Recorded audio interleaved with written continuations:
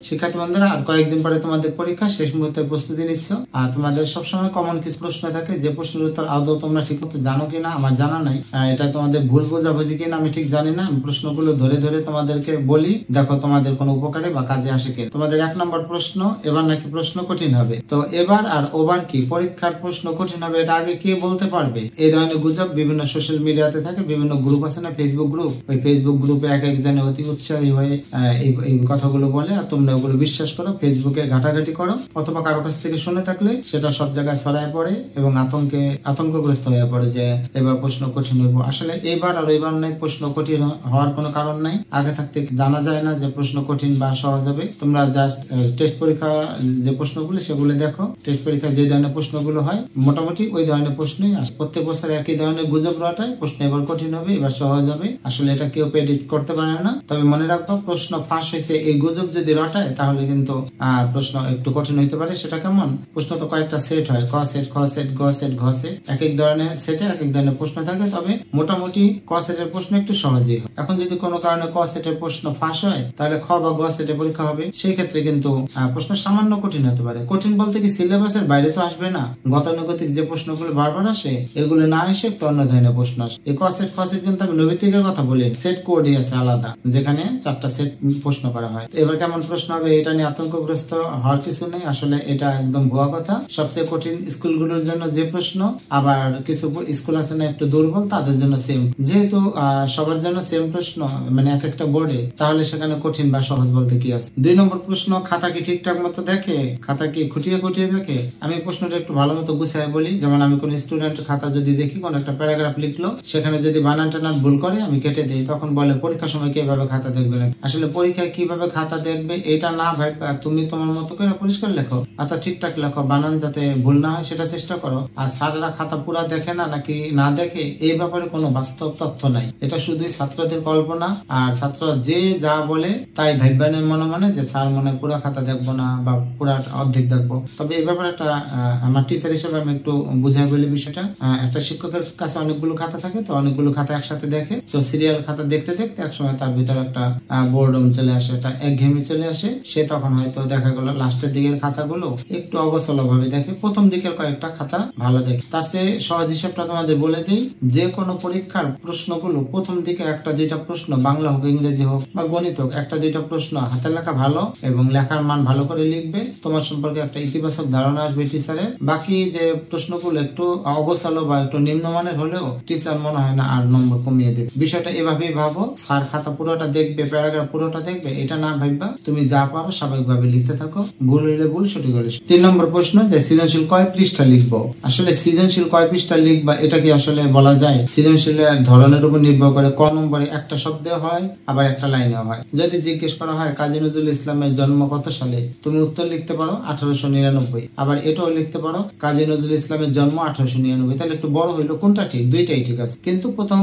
ক নম্বর প্রশ্ন এক লাইনে বা এক শব্দেও লিখতে পারো। খ নম্বর প্রশ্নের উত্তর অবশ্যই 2 প্যারায় লিখবে। যদি প্রশ্ন করা হয় সুভাকে তার মাতৃটি স্বরূপ হিসেবে দেখেন, এটা বিশ্লেষণ করো, বা সুভাকে কেন মাতৃটি হিসেবে দেখেন। এখন এই প্রশ্নের উত্তর তুমি চাইলে 2 পৃষ্ঠাও লিখতে পারো, চাইলে 4 লাইনে দিতে পারো। আসলে উত্তরটা হবে যথাযথ। যতটুকু লিখলে মনে হয় উত্তরটা দেওয়া শেষ, আর কিছু বলার নাই, ওখানে শেষ। সেটা 2 লাইনেও হতে পারে, আবার 10 লাইনেও হতে পারে। তবে মনে রাখবে, বাংলা বা যে কোনো সৃজনশীলে খ নম্বরটা 2 প্যারায় লেখা ভালো। এরপর গ নম্বর যে প্রশ্ন, সেখানে যে কয় লাইন লিখবো। কারো হাতের লেখা ছোট, কারো হাতের লেখা বড়। যার হাতের লেখা বড় সে যেটা লিখবে সেটা 2 পৃষ্ঠা হয়। ওই একই লেখা কিন্তু কেউ যদি ছোট হাতের লেখায় লিখে, হাতের লেখা ছোট হয়, তাহলে কিন্তু 1 পৃষ্ঠাও লাগে না, আধা পৃষ্ঠা হয়। তাহলে কি স্যারেরা ওই কত পৃষ্ঠা লিখছে এটা দেখবে নাকি লেখার মান দেখবে? তার মানে এই ধরনের একটা বাজে প্রশ্ন করবে না কখনো, যে কত পৃষ্ঠায় লিখতে হয়। গ নম্বর প্রশ্নটা পড়ো, উদ্দীপকের সাথে মিল রাখো, গদ্য বা পদ্যের সাথে মিল রাখো, দেখো যে তোমার কথাগুলো গোছানো হয়েছে কিনা। অল্প কথা কাজ হলে বেশি কথার প্রয়োজন কি, এটা তো সবাই জানো। সো যথাযথ হবে। তবে গ নম্বর প্রশ্নের উত্তর 3টা প্যারাই দিবে। এ ব্যাপারে আরো বিষয় আরেকটা ভিডিওতে আলোচনা করবো, কিভাবে সৃজনশীল নম্বর পাওয়া যায়। আজকের বিষয়টা আমি শেষ করি। 4 নম্বর বিষয়টা হচ্ছে যে আমার ক্লাসে অনেকেই শেয়ার করে, অনেক স্টুডেন্ট, যে ওর কপাল খারাপ, ও নাকি সবসময় সামনের বেঞ্চে পরীক্ষার সময় বসে। তো পরীক্ষার সময় সামনের বেঞ্চে বসবে নাকি পিছনের বেঞ্চে বসবে এটা আগে থাকতে বলা যাবে না, কারণ এক সিরিয়ালে ছাত্র ছাত্রী বসানো হয়, যেখানে সিরিয়ালটা শেষ হয় আবার নতুন করে শুরু হয়। কপাল আমার ভাগে পড়লে, আমার কপাল খারাপ হলে সামনে বসবো, এটা কপাল খারাপ না বলে এটা বলা উচিত যে সামনে বসিয়ে পিছনে বসে তাতে কি আসে যায়। কেউ যদি প্রথম থেকে ভাবে ভাবি যে নকল করবো, কারোটা দেখা দেখি করে লিখবো, তার জন্য খারাপ। কিন্তু কেউ যদি ভাবে যে আমি নিজের কনফিডেন্স আছে, আমি নিজের ইচ্ছায় লিখবো, তাহলে কিন্তু সামনে বেশি কিছু আসে। তবে একটু সমস্যা আছে যে সামনে বসলে টিচাররা সামনে দাঁড়ায় থাকে বা যারা গার্ড দেয় তারা মোটামুটি কাছে থাকলে একটা অস্বস্তি লাগে লেখার। অথবা অনেক সময় দেখা গেল যে টিচার এসে সামনে দাঁড়াই থাকে, আমি কি লিখতেছি না লিখতেছি এসে দাঁড়াই দেখি, ওই অবস্থায় কিন্তু আসলে লেখা যায় না, এটা সত্যি কথা। তাই তুমি মনে মনে একটা মানে কনফিডেন্স নিয়ে রাখবা যে আমি যদি সামনেও পড়ি তাহলে আমি যে আচরণ করবো মাঝে বা শেষে বসে একই আচরণ করবো, তাই সে তোমাকে কিছু বলবে না, তোমার মতো তুমি লিখতে থাকবে। তবে এটা ঠিক, যদি তোমার সাহায্যের প্রয়োজন হয় তাহলে সামনের বেঞ্চে বসলে এটা একটু কম সুবিধা পাওয়া যায়, তা না হলে সামনে পিছনে কোনো আসে যায়। 4 নাম্বার একটা কমন সমস্যা, সেটা হইতেছে তোমার একটা নৈবেতিক, ধরো তোমার কমন পড়ে নেই, সেই নৈবেতিকটা তুমি ভাবছো যে গ নম্বর হবে, আর পাশের বন্ধু বা বান্ধবী সে বললো সে খ দাগাই। এখন সে যখন খ আগে দাগায় ফেলছে, তোমার ধারণা অরটা ঠিক আছে, তুমি কি করো খ দাগায় ফেলো, কিন্তু তোমার মাথায় আসছিল গ নম্বর। কিন্তু এই যে তোমার যে শিওর না, তখন ভাবছো যে ওই মেয়েটা ওই ছেলেটা বোধহয় পারে, তাহলে দিল কেন, তাহলে অরটাই দিই।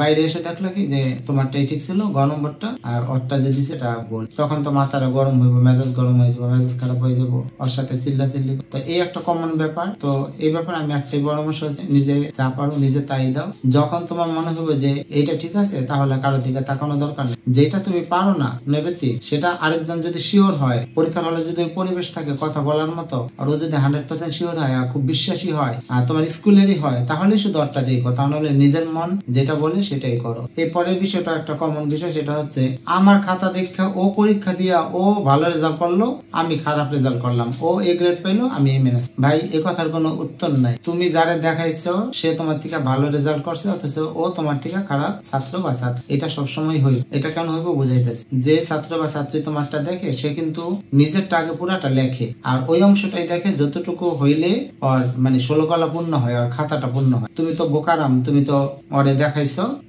আর ইচ্ছা মতো দেখছে, ও কিন্তু নিজেরটা পারে, যতটুকু না পারে ততটুকু তোমার কাছ থেকে দেখছে। আর যে দেখে সে সবসময় বেশি নম্বর পাবে, কারণ সে চালাক। আর এটা সবসময় হইব, এটা নিয়ে কোনোদিন আফসোস করো না। ও সবসময় খারাপ স্টুডেন্ট হিসেবে পরিচিত, তোমারটা দেখে লিখে সবসময় ভালো রেজাল্ট করে। যদি এরকম মানসিক কষ্ট থাকে তাহলে দেখাইও না, এরকম হইবই, এটা মেনে নিতে হইব। এরপরে তোমরা অনেকে আছে পরীক্ষার সকালে ঠিকঠাক মতো খেতে পারো না, টেনশনে খেতে পারো না। আর একটা কমন বিষয়, ডিম খাইতেছে। এটা আসলে একটা কুসংস্কার। ডিম খেলে তোমার যে মেধা, তুমি যদি ঠিকঠাক মতো লিখো, তাহলে ডিম খাইলে কি গোল্লা পাইবা, মানে শূন্য পাইবা? এটা কি কখনো হয়? তুমি যদি খাতায় কিছু লেখো, একটা অঙ্কও করো, তাহলে তো তুমি 10 পাইতে পারো। তাহলে এই যে ডিম খাইবা না বা ডিম সিদ্ধ খাইবা না, এসব চিন্তা বাদ দিয়ে যদি ডিম সত্যি পছন্দ হয়, তো পরীক্ষা খাইতে খাইতে যাও। আরেকটা বিষয় আছে, সেটা কখনো করো না প্লিজ, এটা আমার রিকোয়েস্ট, আমার পরামর্শ আসলে। সেটা হচ্ছে রিক্সায়, অটোতে, গাড়িতে যাওয়ার সময় 10টা বাজে পরীক্ষা আরম্ভ হবে, তুমি বাসা থেকে হয়তো 8:30 বা 9টা রওনা দিস, ইংরেজি পরীক্ষা লাস্টের প্যারাগ্রাফটা মনে নাই, একটু প্যারাগ্রাফের লাইনটা একটু ধৈরা পড়ে দেখি, বা কম্পোজিশনটা ভুলে গেছি, এটা প্রথম লাইনটা একটু রিভাইজ দেই, বা এই অনুচ্ছেদ, বাংলা অনুচ্ছেদ অথবা রচনাটা ভুলে গেছি, একটু পড়া যাই। রিক্সা যেতে যেতে, গাড়িতে যেতে যেতে একটু পড়বা না, বরঞ্চ রিক্সা গাড়িতে যেতে যেতে রাস্তার যে প্রকৃতি বা রাস্তাঘাটের যে সিনারিও, এগুলো দেখ। বিশ্বাস করো যে পড়াটা তুমি রিভাইজ দিবা, এটা রিভাইজ দিলে বরং আরো মাথায় ভিতর গুলাই যাবো, আর মনে করতে পারবা না প্রথম লাইনটা। কিন্তু এটা বিশ্বাস করো যে পরীক্ষার হলে প্রশ্ন দেখার পরে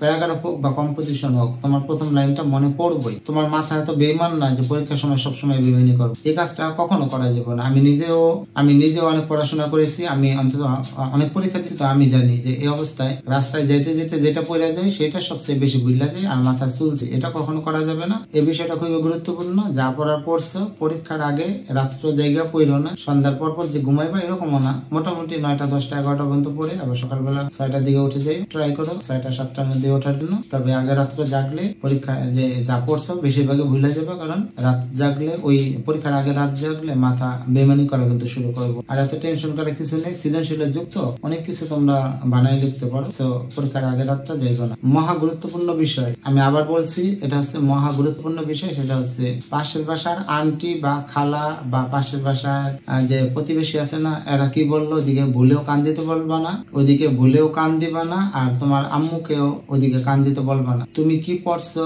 তোমার কতটুকু রিভাইজ দিছো, কতটুকু পড়া হয়েছে, একটু পর পরে তোমার পাশের বাসার আন্টি আইসা তোমার কাছে জিজ্ঞেস করবো, অথবা তোমার আম্মুকে জিজ্ঞেস করবো। একেবারে মাথা খারাপ করে ফেলাইবো, আর পড়াশোনায় মনোযোগ দিতে পারবো না। আর উনি ওনার মাইয়া বা ওনার ছেলে আছে না, ওগুলির প্রশংসা করে তোমার আম্মুর মাথা খারাপ করে দিব, তোমার আম্মু বকাঝকা করবো। এই বকাঝকা করার কারণে তোমার স্বাভাবিক পড়া নষ্ট হয়। তো পরীক্ষার 7 দিন আগে থেকে পাশের বাসার আন্টি যে জানালা আছে না, বন্ধ করে দিবা, ওদের সাথে যোগাযোগ টোটাল বন্ধ। পরীক্ষা শেষ হবো, ভালো রেজাল্ট হবো, মিষ্টি নিয়ে শুধু আন্টির বাসায় দেখা করতে যাবা। এর আগ পর্যন্ত পাশের বাসার আন্টি ডিলিট, চিনি না আমি, সোজা হিসাব। আমি অনেক দেখছি যে এই পাশের বাসার আন্টিরাই আম্মুর মাথাগুলি খারাপ করে পড়াশোনা নষ্ট হওয়ার জন্য অনেক দেয়। ওনরা কিন্তু নিজেদের বাচ্চাদের রেজাল্ট কিন্তু ঠিকই বাইর করে নিব, তোমার মাথাটা খারাপ করো। এই মহা গুরুত্বপূর্ণ বিষয়টা তুমিও বুঝো, তোমার আম্মুরে বুঝো। এবং সবার শেষে তোমাদের প্রতি পরামর্শ হলো, আর আত্মবিশ্বাসটা রাখো, আর মনে মনে বলো যে আমি যা, আমি তা, আমার কপালে যা আছে তাই হবে, আমি যা পারবো তাই দিব, কারো দ্বারা আমি প্রভাবিত হব না।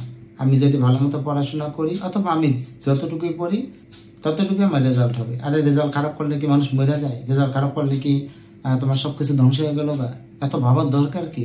যা মনে তা হইব। মানুষ মইরা গেল, আত্মীয় স্বজনরা বলে আরে সারা বাঁচুন না, তারপরে কিন্তু ঠিকই বাচ্চা যায়। আর পরীক্ষায় যদি কোনো কারণে খারাপ রেজাল্ট হয়, তাহলে কি সমস্যা? কি মরে যাবা? কিচ্ছু হবে না। এই জন্য আজ এটা টেনশন না কইরা স্বাভাবিক পড়ালেখা করো, ফুর্তি করো, চিল করো, আর কনফিডেন্স রাখো, আর আল্লাহর কাছে প্রার্থনা করো যে তুমি যতটুকু পরিশ্রম করছো তার সুফলটা যেন তিনি দেন। তো সবার জন্য দোয়া, ভালোবাসা এবং শুভেচ্ছা।